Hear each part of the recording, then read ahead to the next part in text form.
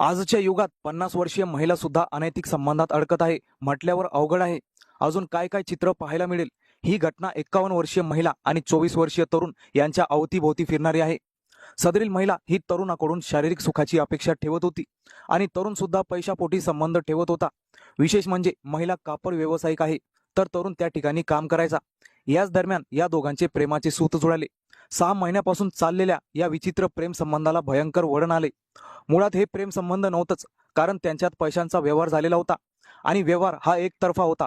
म्हणण्याचा अर्थ या 51 वर्षीय महिलेकडून तरुणाच्या बँक खात्यात अनेकदा पैसे ट्रान्सफर केल्याचा खुलासा पोलिसांनी केला.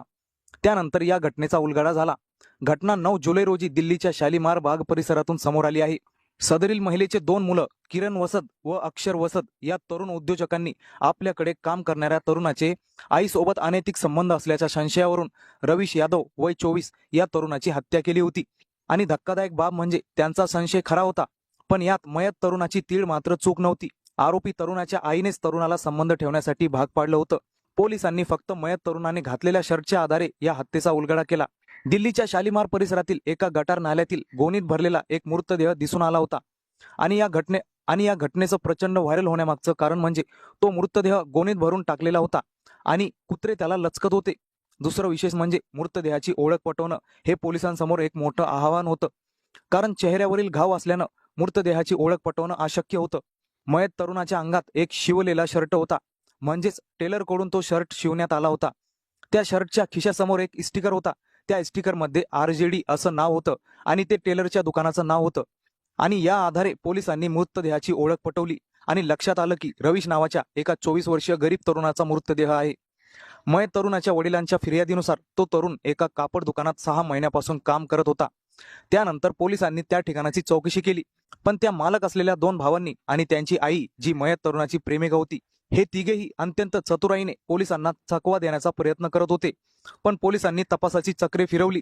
पुरावे शोधत असताना पोलिसांनी मयत तरुणाची बँक स्टेटमेंट तपासली आणि त्यात असं आढळलं की आरोपी महिला हिच्या बँक खात्यातून मयत रवीश याच्या अकाउंटमध्ये अनेकदा पैसे ट्रान्सफर करण्यात आले होते.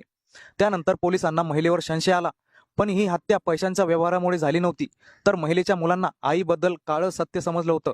म्हणजेच त्या मुलांना आईचा काळा कारभार समजला होता. याच कारणातून महिलेच्या मुलांनी किरण व अक्षर यांनी रवीश याची हत्या केली होती. मयत तरुणाची बँक स्टेटमेंट पाहून पोलीस परत त्यांच्याकडे चौकशी करण्यासाठी आले, तर त्यांना दुसऱ्यांदा उत्तर काय द्यावं हे सुचत नव्हतं. शेवटी आरोपी महिलेनं पोलिसांना फक्त पैसा देऊन प्रेम आणि संबंध ठेवले एवढाच जाब दिला. अजून मृत्यूचं गूढ कायम होतं, कारण ते मुख्य कारण लपवत होते. नंतर पोलिसांचा तपास चालू असताना असं लक्षात आलं की मयत तरुण हा 6 जुलै रोजी कामावर होता. रात्री 10 वाजता सुट्टी करून तो घरला जाण्यास निघाला, पण घरला पोहोचलाच नाही. कापड दुकानातले CCTV कॅमेरे चेक करण्यात आले.